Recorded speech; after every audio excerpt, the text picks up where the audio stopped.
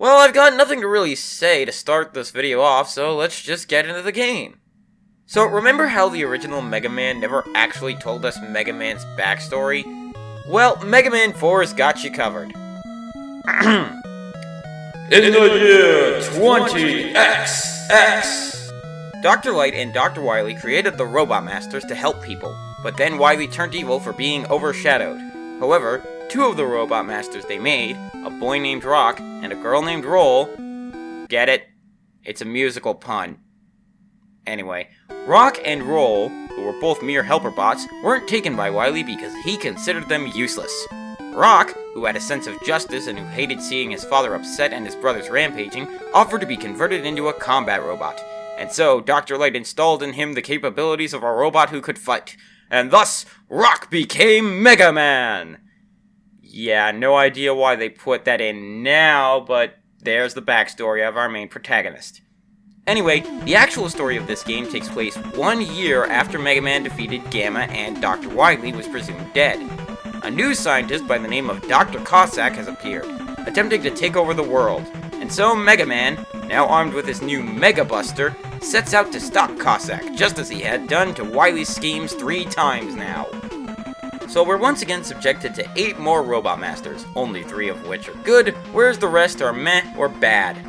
So about on average for a typical Mega Man game. Let's start with one of the bad ones, Toadman.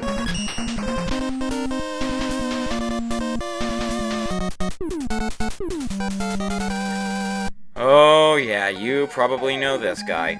Toadman's stage is, for some reason, a sewer area, with wind physics. Anytime you jump when in the rain, you're pushed backwards. There's also these waterfalls that push you down, thus making it harder to jump, and 2 giant snail bosses called Escaroo that throw bombs and their eyes at you. I suppose now would also be a good time to mention that this is the first game to have Mega Man's weapon be referred to as the Mega Buster. The Mega Buster itself is distinguishable from the regular arm cannon in that, by holding down the fire button, you can actually charge up the attack, and then unleash it by releasing the fire button, which causes extra damage. Time to encounter Toadman, and let's be honest, you already know this guy's pattern. Toadman, if left alone, will unleash his full-screen rain attack. The only way to stop it is to shoot Toadman. Shoot him enough and he'll jump towards you, so if you run forward a short distance, you'll be fine. At this point, keep unleashing attacks and moving when he jumps, and you'll never have to worry about getting hit. Ever. Just keep doing this until he dies and you win. For defeating Toadman, you get his weapon, the Rain Flush. It's actually a pretty powerful attack. It sends a satellite into the air and then unleashes acid rain all over the screen. This attack will hit anyone and anything on screen, even if they weren't in the area where the Rain Flush was fired. Now from one of the easiest bosses ever to one of the most aggravating, Brightman. Brightman's stage is really awkward to go through. There's 3 different things that happen in this stage that you have to focus on. The first involves these light bulb enemies, the 100 Watons. Shoot them, and everything except for Mega Man and the enemies will go black. But if you shoot these green Dompan enemies, the lights will turn back on. Then there's these batons that you need to ride on in order to traverse spikes. That one's not bad. And then there's whatever these platforms are supposed to be that I swear have some of the jankiest hit detection out there. There are times when I feel like I should be safe on them, but I end up falling into the abyss below. And considering a lot of them are jump off or die platforms, you can't even do the patience thing and readjust on them. Needless to say, they're my least favorite part of the level, not counting Brightman himself, of course. Brightman's a massive pain in the ass to deal with, and I absolutely hate him. He jumps around at seemingly random, his shots are pretty strong, and he can do the same time-stopping thing that Flashman did, only even more annoying. I mean, it's not random, but he hits like a truck for a light bulb. Thankfully, his weapon, the Flash Stopper, is absolutely worth it. Take the Time Stopper from 2, only improve on it in every way. Sure, time isn't frozen for nearly as long, but you get more than one use out of the thing, and you can attack with it. Plus, it goes through shields. Imagine that, a time-stopping power where you can actually kill things. From Brightman, we go to easily the best Robot Master in the game, Pharaoh Man. Pretty much everything about this guy is awesome. His stage is pretty fun and very thematic. It's a desert pyramid complete with Mamiras, Sasarinus, and Batantons. He also has these enemies called hovers that are like Iceman's footholders if they actually would cooperate. There's also a secret item in here called the balloon adapter that acts like item 1 did. All you need to get it is either the Rush Coil or the Rush Jet. And then there's Pharaoh Man himself, who goes down pretty easily to the Flash Stopper, but just look at this design. This is a robot you don't screw with. Once you beat him, you get the Pharaoh Shot. Now I've got your power! Ow! I guess I deserved that. Anyway, the Pharaoh Shot is an amazing weapon. You charge this one just like the Mega Buster, creating a small sun over your head which can destroy small enemies in one hit. And if it gets destroyed, you can supposedly create another one for free as long as you hold down the fire button while pausing and unpausing the game. Although I didn't know about this back when I got the footage of this. And, if you let go of the fire button, you will unleash another small sun, or the same one if you still have the first one, onto the opponent for a decent but fair amount of ammo. See, Atomic Fire?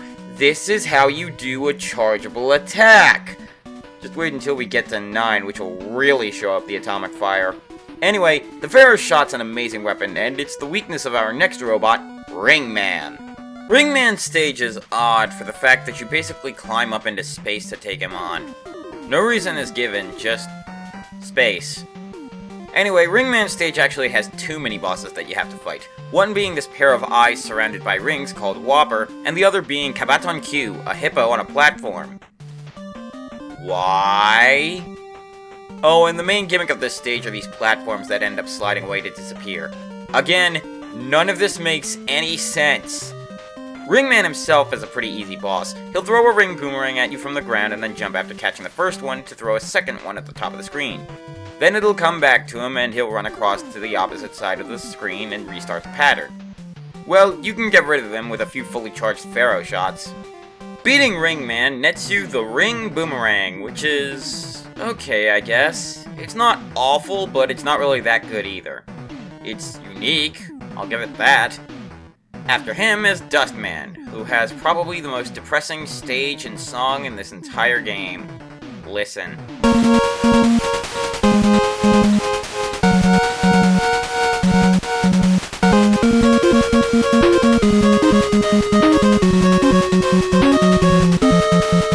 It just sounds so sad. And even worse, this song plays when you're in a junkyard, which is like a graveyard for robots. It's too bad then that the stage isn't very difficult. There's not even anything notable about it other than this part of the stage that tries to crush you, but you can get through that by destroying the dust blocks and then sliding through quickly. This is also one of the few stages where we can meet a new robot, Eddie, aka Flip Top. Eddie will appear in certain parts of certain stages and give you an item. It's completely random what he gives you. He could give you a health pickup when you're at full health, or he could give you an E-Tank, as well as various other options. Anyway, when we fight Dustman, he really only has 2 attacks. One attack is trying to suck you towards him, while the other is blowing out a block of garbage that splits once it reaches close enough to your position. While he's doing the inhale, however, Dustman's actually invincible, and, if you're not careful, using the ring boomerang on him will make a sound almost as ear-bleeding as Wily's spaceship in 2. Defeating him gets you the Dust Crutcher, which looks like a standard projectile, but it splits into 4 diagonally when it hits a target, so that's helpful if used right. Dustman's weapon is actually the weakness of Skullman, the other really good robot master in this game. Skullman's stage actually has an interesting story behind its development. Originally, the developers made a sort of placeholder stage that they would use for one of the robot masters that won their usual Robot Master entry contests. But the moment they saw Skullman, they liked him so much that they actually scrapped that level and made a level specifically for him. That's pretty impressive, having a design for a Robot Master that's so loved that the developers actually start over solely for them. They even gave him his own enemy in the form of the Skeleton Joe, who crumbles if you hit him once, but then reforms a few seconds later, kinda like Dry Bones in Mario. The only way to get rid of them completely is to hit them with a fully charged Buster Shot. The stage itself is pretty good, I'd say. It can be a bit long and has some WTF moments in terms of difficulty, but it's mostly fair. Skullman himself is interesting. He actually won't move until the player does. You could keep the game running as you get into your car, drive to the grocery store, buy groceries, come home, make yourself dinner, eat said dinner, go to the bathroom, take a shower, brush your teeth, get a good night's rest, wake up, do your morning routine, go to work, do your job, and come home and Skullman will still not have moved. When he does move, Skullman has one of three things he'll do. Fire 3 shots aimed at where you are, jump to a different part of the room, or put up his skull barrier. The Dust Crusher can make quick work of him, and at the end, you get the skull barrier. It's an okay shield, but it doesn't really do anything other than block attacks. What a boring weapon. The penultimate Robot Master is Dive Man, who is a submarine. As a result, the rooms in the stage are either in water, on land, or sometimes a mix of both. You can use the Rush Marine to get through this, but it's not really necessary. There's also 2 whale mini-bosses called Mobies, but one of them is positioned right after the checkpoint, so if you die after you fight it, you have to fight it a second time. You also have to fight it again if you get the wire adapter, which is available after a long spike drop right after the second Moby. The wire adapter is a little bit underrated. You can use it to fire to the ceiling and it will lift you up there, which makes it useful if you can't reach a place with the Rush Coil or Rush Jet. Dive Man himself is just kind of meh. He likes to dash across the room and fire homing missiles at you. You can block the missile with Skull Barrier, but you also need to touch Dive Man with the Skull Barrier to hurt him. After fighting him and beating him, you get the Dive Missile, which is an upgrade to the Magnet Missile as it will actually home in on opponents, and will follow them until either it hits or goes off screen. Our final Robot Master is Drill Man, who's a pretty good Robot Master, I guess. His stage's gimmick involves these switches that you have to move past in order to activate new platforms. There's also these little rock dropping chutes where the rocks will splinter apart when they hit the ground. Other than that, it's your standard underground stage. Drill Man himself likes to dig underneath the ground and then pop up from underneath you to damage you. That seems to be his main way to attack. He also likes to fire drill bombs at you, and it's this fight that will make you realize just how annoying the explosion sound effect is in Mega Man 4.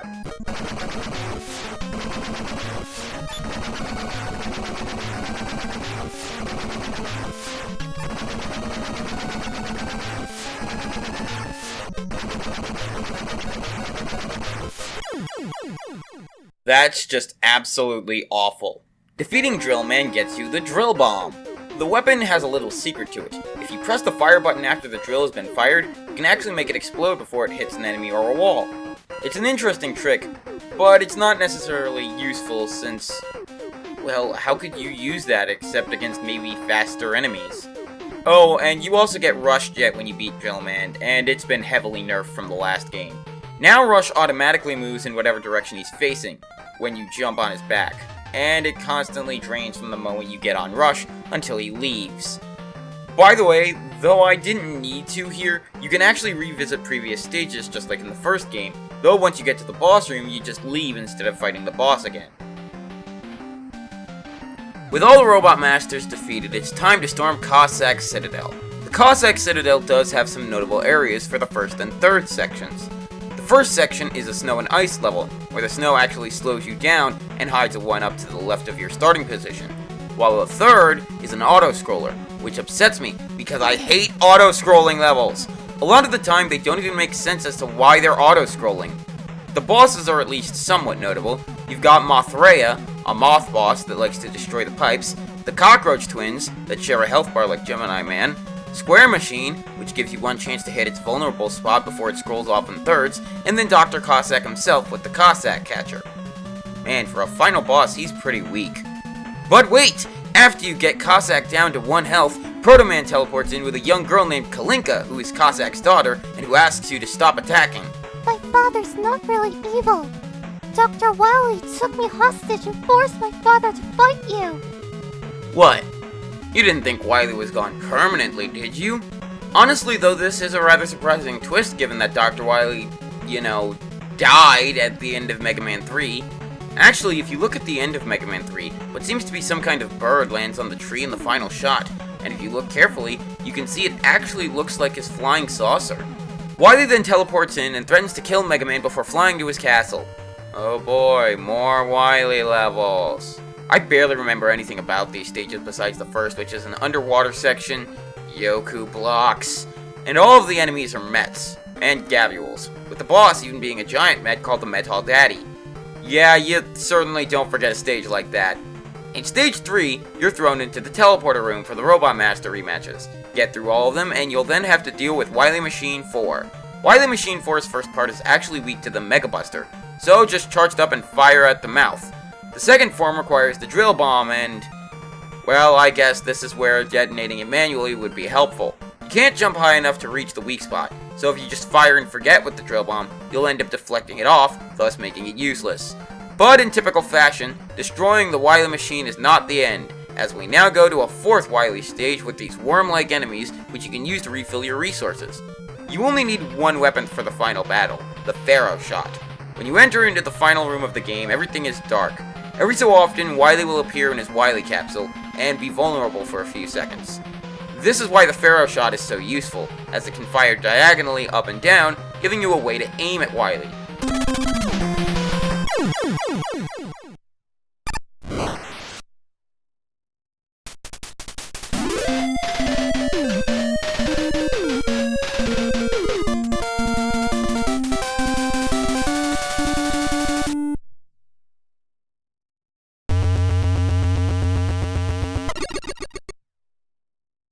So Mega Man gets out of the base in time as it explodes and we get credits.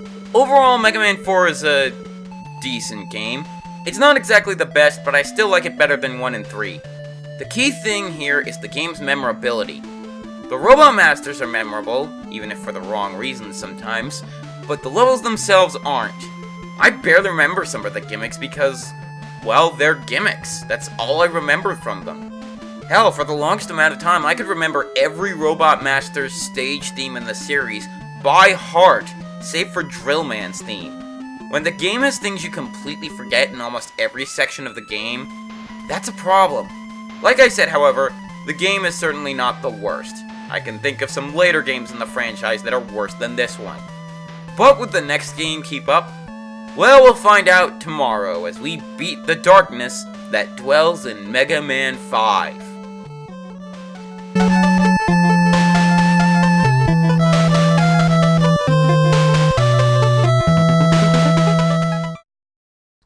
Oh, that was too close. I need to come up with a new plan. Let's see. I could build another giant robot and no, that'd be Gamma all over again. I could build a room full of spikes, but no, that would cost too much money.